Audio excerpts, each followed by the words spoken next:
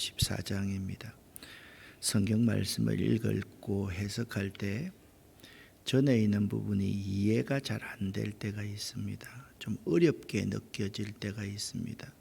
어제 강해했던 14장 전반부가 그러한 부분입니다. 그런데 그 앞에서 말씀이 이해가 잘 안 될 때 후반절을 잘 해석하면 앞에 있는 말씀이 다시 새록새록 살아나면서 그래서 예수님께서 이렇게 말씀하셨구나 라고 전체적으로 이해가 될 수가 있습니다.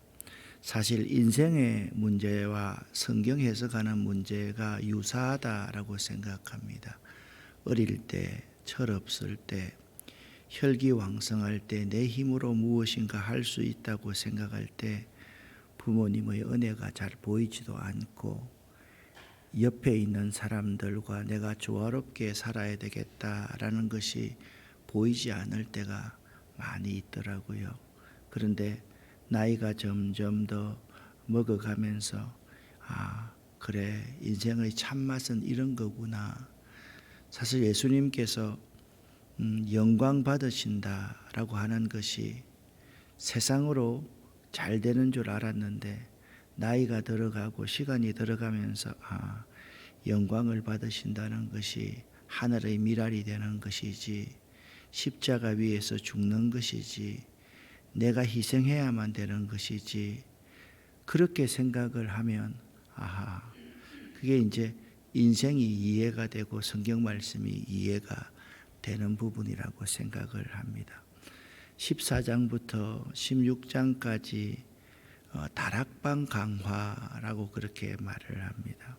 14장에서는 위로의 말씀, 15장에서는 교훈의 말씀, 16장에서는 장애가 없이 잘 되도록 보장해주는 보장의 말씀, 그리고 17장에는 대제사장으로서의 예수님의 중보의 기도가 나와 있습니다. 그러므로 14장부터 17장까지의 이 부분은 전체적으로 예수님께서 제자들에게 주시는 고별 설교다, 그렇게 말씀드릴 수가 있습니다. 특별히 오늘 14장에 나오는 위로의 말씀들을 살펴보면 어제는요, 도마 그리고 빌립이 질문을 하고 예수님께서 대답하시지 않습니까? 도마가 예수님, 주님 가시는 길 도무지 이해가 안 됩니다, 그렇게 말씀했을 때 예수님께서 내가 길이다, 내가 진리다, 내가 생명이다 라고 그렇게 말씀을 하셨지 않습니까? 빌립도 묻습니다. 오늘 이제 가룟 유다가 아닌 다른 유다가 예수님께 또 22절에 물어보십니다. 그 질문에 따라서 예수님께서는 새로운 답변을 주시고 계십니다. 오늘 본문에서도 제자들을 위로하시고 힘을 주시려는 예수님의 말씀을 읽을 수 있는데요. 예수님께서는 계속 14장에서 우선 너희들이 하늘 소망을 품어라. 또한 너희들이 믿고 따르는 나 예수가 그리스도이고 메시아라는 것에 대한 확신을 가져라. 그리고 예수 이름을 의지하여 내 이름을 의지하고 기도하고 살았으면 한다라는 세 가지 마음으로 이런 세 가지의 약속을 해 주십니다. 세상이 주는 두려움을 이기고 부르심을 따라 사명을 따라 살아가려면 첫 번째는 하늘에 나를 위한 영원한 처소가 준비되고 있다는 것을 믿어라, 그렇게 말씀하시고요. 두 번째 약속은 예수 그리스도 그분만이 하나님께로 가는 유일한 길이라는 것을 확신하라. 세 번째, 늘 기도의 약속을 믿고 기도하며 살아라. 그 기도로 일용할 양식과 필요한 힘들을 얻으며 매일매일 살아가야 한다, 그렇게 말씀하고 있습니다. 첫 번째 14장 2절 3절 말씀을 보면 그 말씀이 기록되어 있지 않습니까? 내가 너희를 위하여 처소를 예비하러 가노니 가서 너희를 위하여 처소를 예비하면 내가 다시 와서 너희를 내게로 영접하여 나 있는 곳에 너희도 있게 하리라. 자, 죽어야지, 내가 나처럼 죽어야지 그 처소에 들어갈 수 있다라고 예수님께서 말씀하셨습니다. 어디로 가십니까? 내가 곧 길이요 진리요 생명이니 나로 말미암지 않고는 아버지께로 올 자가 없다. 그러면서 예수님께서 세 번째 이렇게 약속을 해 주십니다. 나를 믿는 자는 내가 하는 일을 그도 할 것이요 또한 그보다 큰 일도 하리니 너희가 내 이름으로 무엇을 구하든지 내가 행하리니 내 이름으로 무엇이든지 내게 구하면 내가 행하리라. 너희가 지금은 생각하면 처절한 죽음의 비참한 죽음의 그 현장에서 나는 도무지 그 십자가를 지지 못할 것 같지만 내 이름 의지하고 나에게 구하면 내가 너희들이 나보다 더 큰 순교의 죽음을 죽을 수 있도록 도와줄게. 걱정하지 마.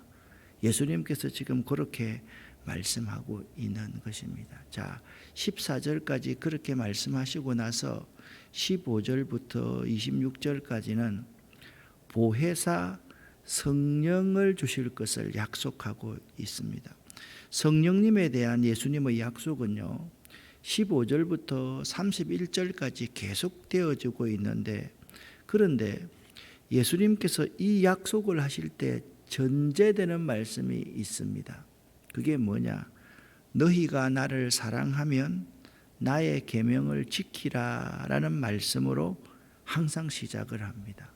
근데 15절부터 31절까지 이 말씀을 4번씩이나 반복해서 말씀을 하고 있습니다. 14장 15절 말씀입니다. 같이 한번 읽어보겠습니다. 너희가 나를 사랑하면 내 계명을 지켜라. 아멘. 자, 16절 17절 말씀을 보면 다른 보혜사를 보내주실 것이다. 그 보혜사 성령님은 진리의 성령님이신데 세상은 그분을 보지 못하고 알지도 못하기 때문에 그 보혜사 성령, 진리의 성령을 받을 수가 없다. 그런데 너희는 그 보혜사 성령의 도움을 반드시 받게 될 것이다 라고 예수님께서 말씀하셨습니다. 나는 너희가 고아처럼 버려두지 않고 너희에게로 다시 올 것이다. 왜? 그동안에 너희와 함께 하실 분이 보혜사 성령님이시다. 그렇게 말씀하고 있는 것입니다. 자, 여기서 이 두 가지, 나를 사랑하면 나의 계명을 지키라. 따라합시다. 나를 사랑하면 나의 계명을 지키라. 이 제자들이요, 제자답게 살아가려고 해주시는 분이 성령님이신데, 그런데 이 보혜사 성령을 왜 보내주시느냐? 제자들이 주님을 사랑하고 주님의 계명을 지키는 것이 스스로의 힘으로는 안 되기 때문에 보혜사 성령님을 그러니까 보혜사 성령님께서 우리를 도와주셔야지 우리가 예수님을 정말 사랑할 수 있고 예수님의 계명을 지켜서 행할 수가 있다. 그렇게 말씀하고 있는 것입니다. 여러분, 이 말씀이 이제는 좀 이해가 되지 않습니까? 내가 주님을 사랑합니다 라고 베드로가 그렇게 고백했지만 베드로도 배신할 수밖에 없는 사람이었습니다. 이 세상 사람 중에서 정말 주님을 사랑하고 주님의 계명을 잘 지키며 살아갈 수 있는 사람은 한 사람도 없습니다. 보혜사 성령님께서 도와주시지 않으면 불가능하다. 보혜사 성령님이 도와주셔야만 가능하다, 그렇게 말씀하고 있는 것입니다. 14장 21절 말씀을 보면 또 반복되고 있습니다. 내 계명을 가지고 그것을 지키는 사람이 나를 사랑하는 사람이다. 그리고 나를 사랑하는 사람은 내 아버지께 사랑을 받고 나도 그를 사랑하여 그에게 나를 나타낼 것이다. 그때 가롯 사람이 아닌 다른 유다가 예수님께 말했습니다. 주님께서 자신을 우리에게는 나타내시고 세상에는 나타내지 않으시는 이유는 무엇입니까? 자, 진리의 성령을요, 세상 사람들이 안다고 했습니까? 모른다고 했습니까? 모릅니다. 예수의 제자들에게는 진리의 성령, 보혜사 성령님이 오시는데 그들은 어떤 생각을 가지고 있습니까? 세상 사람들이 다른 사람을 위해서 내가 하늘의 밀로서 죽어야 되겠다, 그런 생각을 가질 수 있습니까? 없습니까? 그런 사람은 전혀 가질 수가 없습니다. 예수의 제자만이 나도 주님처럼 그렇게 하늘의 밀이 되고 싶습니다 라고 고백은 하는데 스스로 힘은 할 수 없는 거예요. 그래서 주님께서 우리에게 뭘 보내주신다고요? 보혜사 성령님을 보내주신다라는 거죠. 그리고 유다가 이렇게 물었습니다. 자, 이 사도 요한이요, 다른 유다라고 표현하는 것은 가룟 유다의 배신이 그 당시 제자들과 예수를 따르는 사람들에게 그만큼 치욕적인 사건임을 강조하고 있는 것입니다.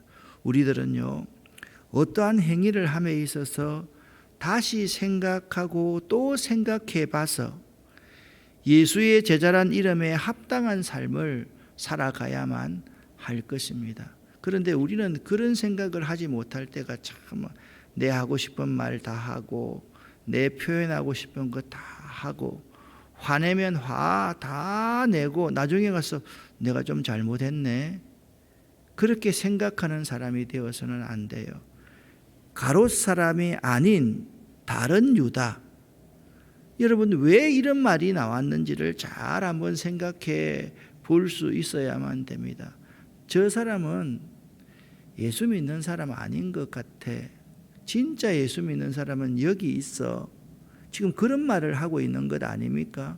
오늘날 많은 사람들 가운데 특별히 조금 비판적인 시각을 가지고 있는 사람들이 이 자리에 있다면 제일 먼저 여러분 자신을 먼저 보세요. 자신이 제대로 교회에 출석하고 있고 목회자의 말에 순종하고 있고 이 하나님의 말씀인 성경 말씀대로 살아가려고 하고 있는지, 그거 하지도 못하면서 한국 교회가 어떠니, 세상 교회가 어떠니, 누가 어떠니, 그렇게 말하는 사람들에게 가롯 사람이 아닌 다른 유다라는 말은 적용될 수 있을 것입니다. 예수님께서 그 유다에 대한 대답을 이렇게 말을 합니다. 나를 사랑하는 사람이라면 나의 교훈을 지킬 것이다. 내 아버지께서 그를 사랑하실 것이고 우리가 그 사람에게 와서 함께 있을 것이다. 나를 사랑하지 않는 사람은 내 교훈을 지키지 않는다. 너희가 듣는 이 교훈은 내 것이 아니고 나를 보내신 아버지의 교훈이다. 자, 이 말씀의 의미를 이제 아시겠죠? 예수님께서 제자들을 위로하시는 그 마음이 나를 사랑하는 사람이라면 그 계명을 지킬 것이고, 나를 사랑하지 않는 사람은 하늘의 밀이 되는 것, 십자가의 죽음이라는 것, 행동하고 말함에 있어서 한 번 더 생각해서 내가 가롯 사람 유다가 될 것이 아닌가, 내가 그 사람이 아닌가, 그 정도는 생각하면서 행동하는 사람, 그런 사람은 나를 사랑하는 사람이고, 그렇지 않는 사람은 나를 사랑하지 않는 사람이다. 그렇게 말씀하고 있습니다.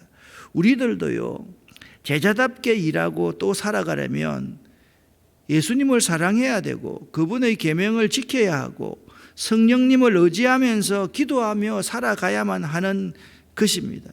그런데 이 모든 것을 너희에게 다 말했는데 지금은 깨닫지 못할 것이다. 내가 죽고 난 뒤에야, 그때서야 너희가 깨달아 알게 될 것이다. 그렇게 말씀하고 있습니다. 여러분, 이 말씀은 무슨 말씀입니까? 우리들이 제자답게 살아가려면 예수님 사랑해야 되고 그분 계명도 지켜야 되고 기도하며 살아가야만 하는데 이것이 내 힘으로는 안 된다는 거예요. 지금은 나는 할 수 있을 것 같은데 시간이 지나고 내가 조금 높은 자리로 올라가고 싶은 그런 마음이 있으면 안 된다는 거예요. 그래서 주님께서 보내주신 약속하신 그 보혜사 성령님을 철저하게 의지하며 그 성령님께 묻고 살아가야만 한다. 그것이 너희가 할 일이다. 그렇게 말씀하고 있는 거예요. 너희가 지금은 나의 제자로서 하늘의 밀이 되겠습니다라고 말하지만 그거 마음대로 되는 게 아니라고. 너희 힘을 내려놓고 힘을 빼고 그분을 철저하게 의지하고 그분에게 물을 때 제자로서의 삶을 살아갈 수 있는 것이야. 그렇게 말씀하고 있는 것입니다.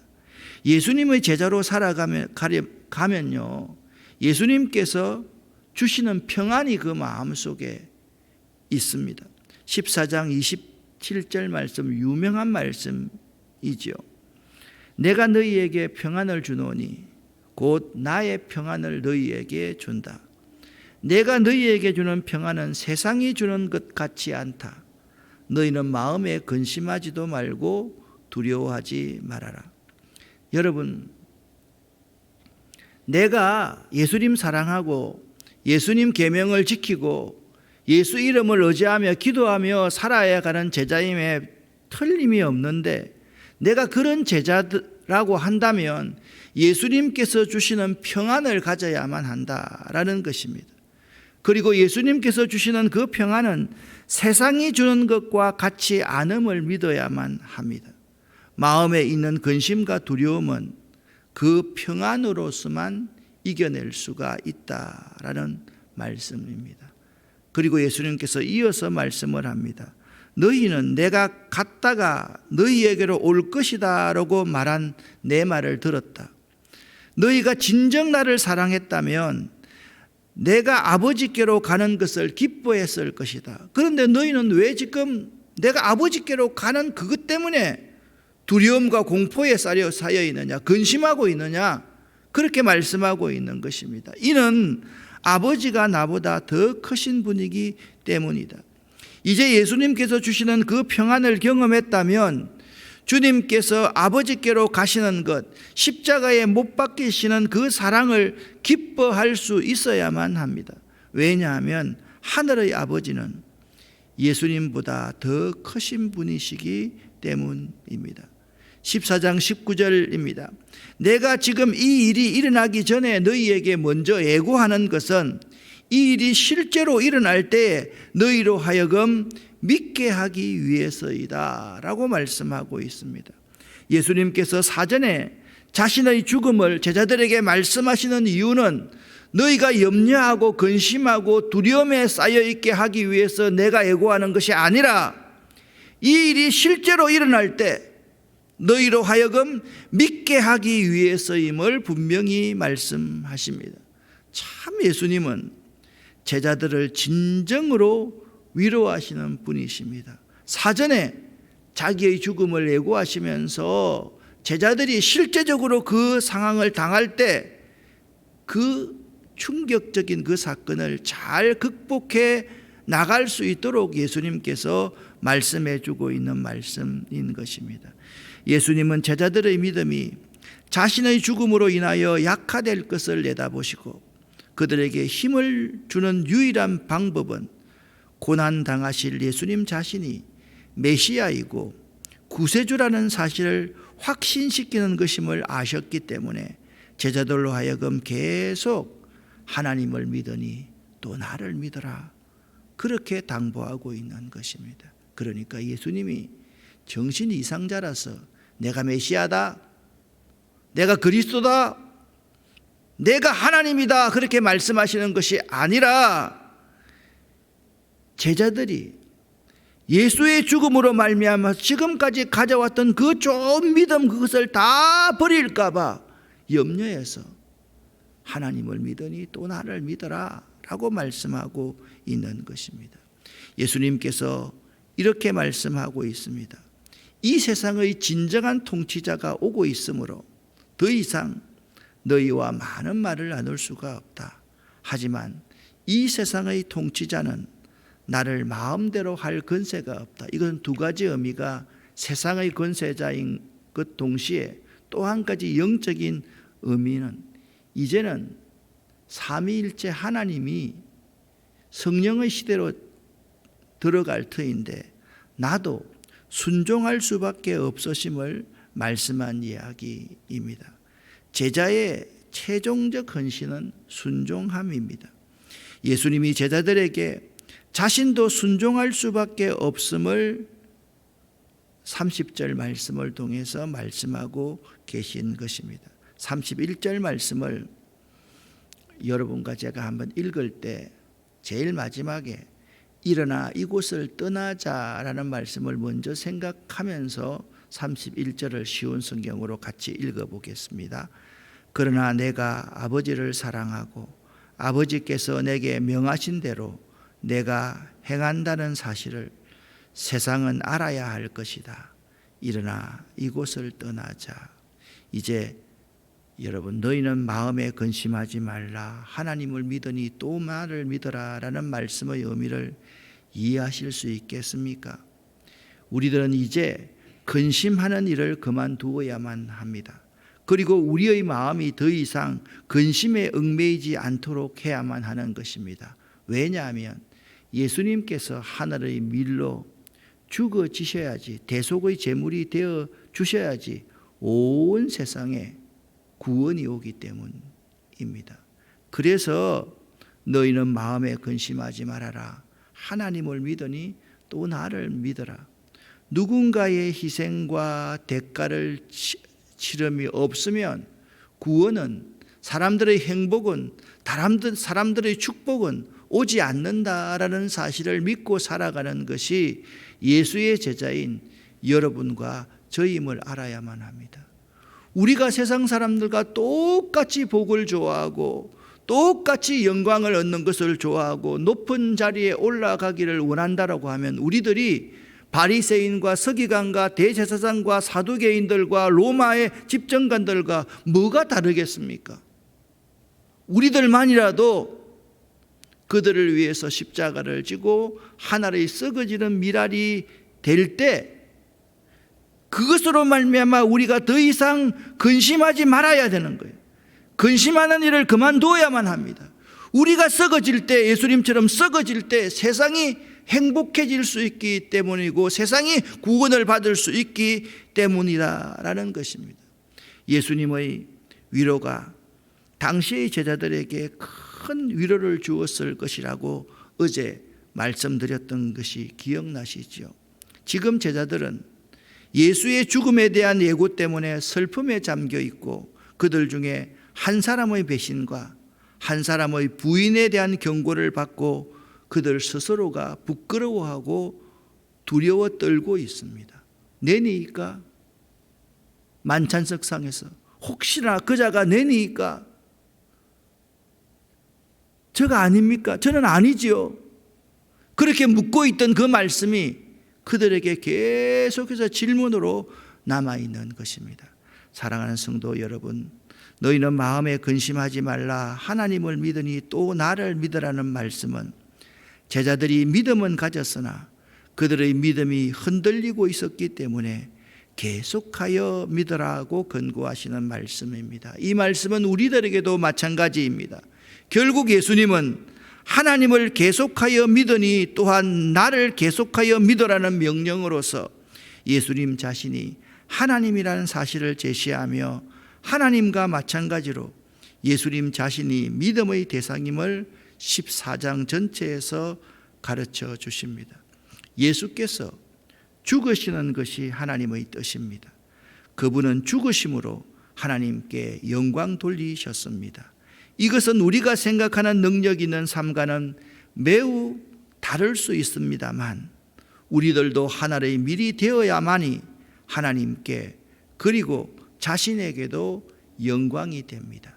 오늘부터 여러분이 참 조심해야 될 것은 먹든지 마시든지 무엇이든지 하나님 영광을 위해서 하겠습니다라는 그 고백 그 자체가 여러분과 제가 십자가에서 죽는 것을 의미한다라는 사실을 또 명심할 수 있기를 바랍니다. 그래서 사도 요한은 제자들은 나를 사랑하고 내 계명을 지켜야 한다고 반복적으로 4번씩이나 강조하고 있는 것입니다. 정말 여러분이 우리 주님을 사랑하고 주님의 계명을 지키실 수 있기를 예수 이름으로 간절히 축복합니다. 그리고 여러분과 제가 희생하는 삶, 십자가를 지는 삶을 살 때 우리 가족이, 우리의 기업이, 우리나라가, 우리 이웃이 행복해질 수 있고 그들에게 참된 구원이 온다. 이 사실을 잊지 마시기를 예수 이름으로 간곡히 부탁을 드립니다. 기도하겠습니다. 오늘 요한복음 14장 1절부터 31절을 다시 한번 읽으면서 예수님께서 왜 그렇게 너희는 마음에 근심하지 말아라. 하나님을 믿으니 또 나를 믿어라. 그렇게 당부하고 계신지 이제 예수님의 마음이 조금은 이해가 됩니다. 우리는 참 십자가를 질 수가 없습니다. 지기 싫습니다.